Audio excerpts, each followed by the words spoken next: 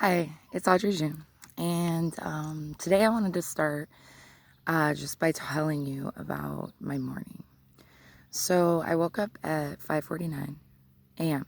today, and I actually had enough sleep last night that I could get up, right? So I looked up the meaning of 549 in angel numbers, and it has to do with giving to those who are less fortunate than you. Just basically abundance, generosity, right? Taking care when you can, not worrying about money, which was a really strong message for me today because I've been having to help out somebody who I love dearly a lot, financially. And because I didn't get the job that I thought I was going to get yesterday, I kind of had a dip in energy. And it just reminded me that when you're on your path, you don't have to worry about these things. And by worrying about these things, this is how you get to the point that you don't get what it is that you're looking for, right? Because the main rule of manifestation is that you feel it in your body and you put in the work and then you let it go, right? And this release, this letting it go, is the part that we struggle with a lot, right? Because it is the opposite of what we're taught to do in this country. Like, we're taught to, like, the early bird gets the worm, etc., etc. And when it comes to the flow of the universe, you need to come from patience, right? You have to trust that the opportunities that are meant for you are going to come in. So that's the first thing, right? Then I went outside and I was on the porch and I saw a wren. And this is the first time that I've seen this particular bird, right? And she was kind of to the left of me down off the porch and she was just looking up at me. And then I and then she flew over me, right? She came up onto the porch on the other side of the porch and she was looking in the window at my mother, right? And so I looked up the meaning of the wren, and the wren is a really important spirit totem for the Celts. And her main message is about shared responsibility. She speaks of raising a child within a two-person household, right? Like that both adults are there, and almost an innovative family dynamic, right? To go beyond gender roles. Because I've talked about this before, but the Celts really, really, their beliefs, they went beyond gender roles, right? There was no traditional, this is what the woman does, this is what the man does. They very much were both warriors, both providers, both everything, right? There's pure holistic people, right? So, and that really resonated with me because it has to do with integration, to integrate the divine masculine, the divine feminine within self, right? And yesterday I was talking to my friend, and she's a mama, and I was having some issues just thinking through my life, right? Because everything's changed for me. I didn't get the job, like I said, and that kind of hit me. And then she was saying that right now, like in this shadow of this eclipse, many women are actually integrating their masculine. They're analytical. They're grounded, right? And then the men are kind of going into their feminine, and they're understanding their emotional vulnerability, and like they're getting like very emotional. And that's what she was experiencing. That's what I've been experiencing. So just this integration process, I just wanted to remind the collective that this integration process is a little messy, right? And within spiritual communities, sometimes there's this belief that you kind of have to be all light all the time, right? Soul Wisdom, she's an amazing YouTuber. Like, she talks about this a lot, right? But it is messy, and it isn't, there is darkness, and you need to own that darkness, right? And really look at that darkness and those things that you did that you're not proud of, right? So I've already talked a little bit about this, but I just came from a year of darkness, right? Breaks of reality, choices that I made that I wasn't proud of, drug use, things of that nature. And all of that, that unraveling was the universe's way of showing me that I need to step into my divine life purpose, which has to do with integrating the masculine, the feminine, the mundane, and the sacred, and going past that duality, right? So I just wanted to start with that. Also, last night I had a dream, right? And in this dream, I was back in my hometown, and I was running around like in this nightclub with these people from New Orleans, which is where I just came from. And I heard this song, right? I was listening, and it was like music from my childhood, like Swing Life Away, right? And I was like, that's so familiar. And so I found the band, and then it was like a group of male friends of mine who I still keep in contact with here and there. But they were, in the band, and then I had a lapse of time where I remember them telling me they were going to be there, but I didn't expect them to be there. And then I was sitting with two of them, and one of them, who is actually a much larger dude, he was super skinny, right? And so we were talking about drugs, and we were talking about how, like, the ones that we were the most ashamed of doing, and like the worst things that we had ever done on those. And yeah, when I woke up, it was really early. And it just, for me, it was like that kind of corresponded with the message that I got this morning of just being radically honest. So yeah, I did those things. And part of the process of me being here is healing that, and really being here for my mother, and healing those dynamics in my family, right? And there's literally insects everywhere right now. I see a bunch of ants. There's a fly. Flies are there to kind of eat the negativity away. So yeah, I wanted to start with that. And so my question for today is, I'm going to start with the Dreamtime Oracle deck. And I just want to know, how can we really, really step into our divine purpose, right? So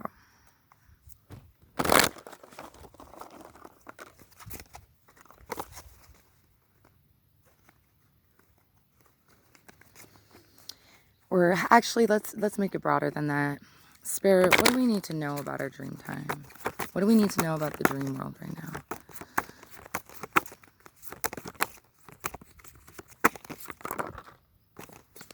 All right. So the first card I have, and it flew out upside, like right side up, right? And so we see inner grief. And when I look at this child, I said child, right? It's our inner child, right? So our dreams are telling us something about the deepest seated issues that we have, right? It's not at all a coincidence that the people who have been surrounding me at this time have all been mothers, right? And that I'm healing my relationship with my mother, right? But it's our job to go back in time and to heal our own inner wounds so that we can be whole, and so that we can give everything that we are capable of giving, right? We need to heal ourselves, heal together.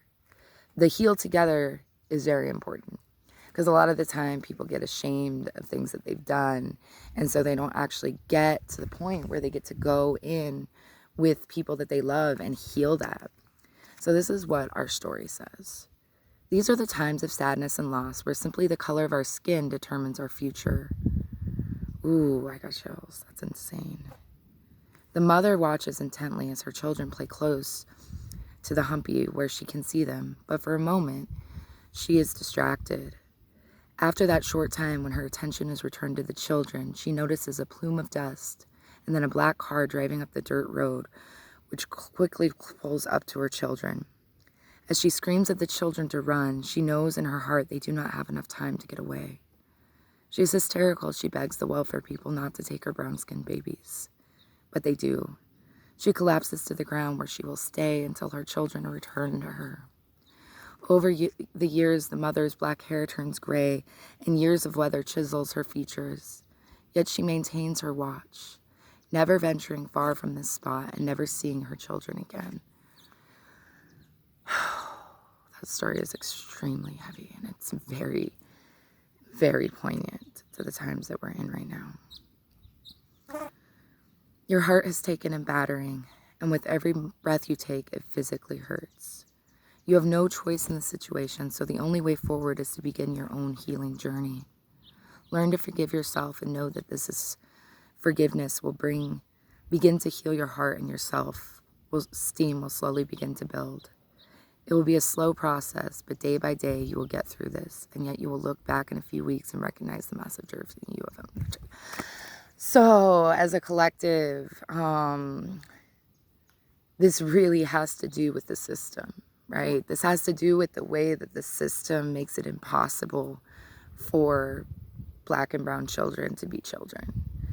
As a teacher in New Orleans, I have seen this many times, right? And not only does the system get in the way of the children's innocence and their ability to thrive and to be protected and to be safe, but it completely destroys the family. And it destroys the family in very nefarious ways. And it's these things that the collective is standing up against right now, right? If you think about the Black Lives Matter movement, and even earlier than that, just the way that people are toppling the systems, and they are getting to a point where they are angry and they are outraged and they are just sick of this presence that continues to break down the family. And in this country, that has been from day one, right? The colonialism, the evils of colonialism and the evils of that oppression and prejudice, it is the job of white people to fix that, because it is a white person problem, right? That is one of the underlying most important parts of activism, right? Is to understand that intersectionality and understand your point of privilege, right? Like, as a white person, I did grow up in poverty. Like, I lived in halfway houses. I did all that, right?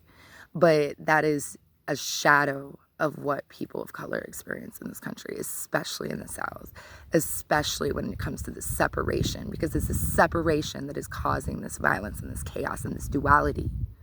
Duality is not natural. We are not supposed to be separated. We are supposed to be together. And so as an ally, it is my job to speak up against these injustices and to help these people who are so removed from communities of color that they can so easily buy into the propaganda and the lies of the media.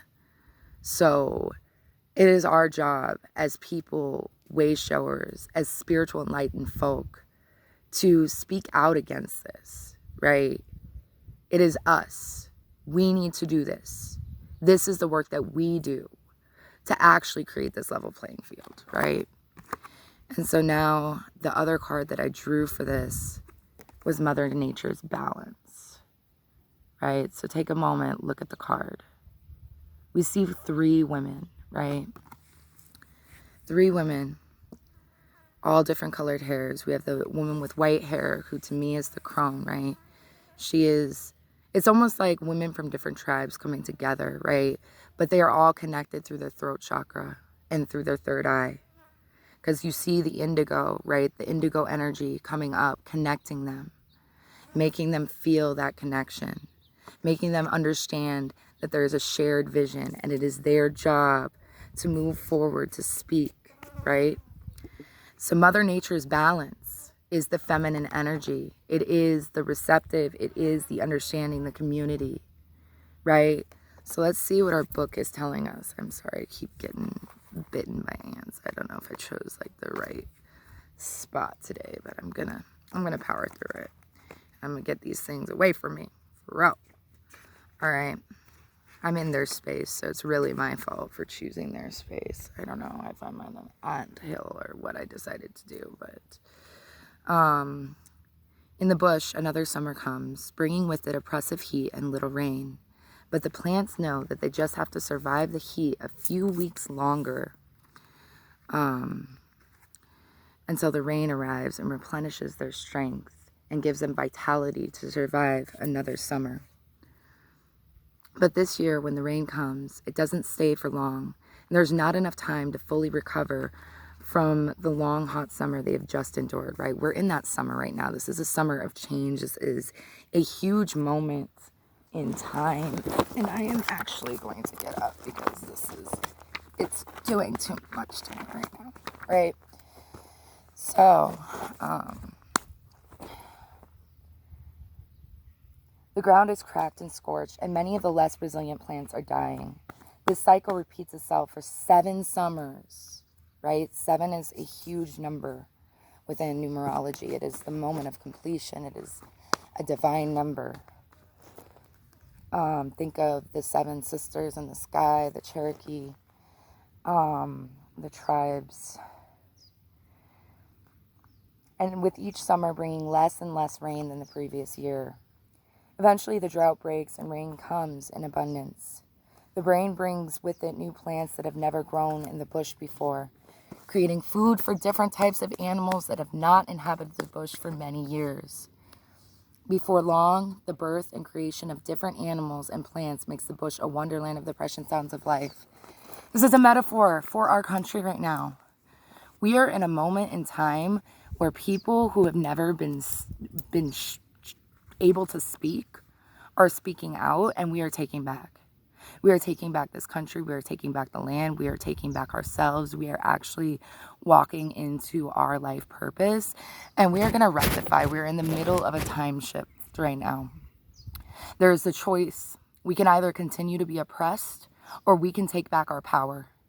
And I know, and I see it, that people are awakening. The coronavirus, right? A lot of people say this, but the coronavirus, the crown, with this time, with this stillness, with us getting out of the matrix, we are actually given the opportunity to look into ourselves, which gives us the power to speak our truths and to take back what was rightfully ours from the beginning.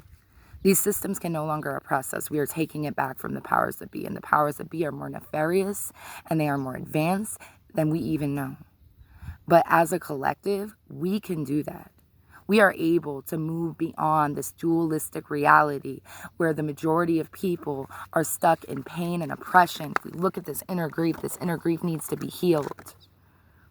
The system needs to be toppled, honestly, with every ounce and neuron and ion and everything within me. I know this is the truth. It's the work that I've been doing as a teacher, and it is time for everybody to stand up for their children, to stand up against the oppression, the things that we cannot help, to begin to help it with that inner strength.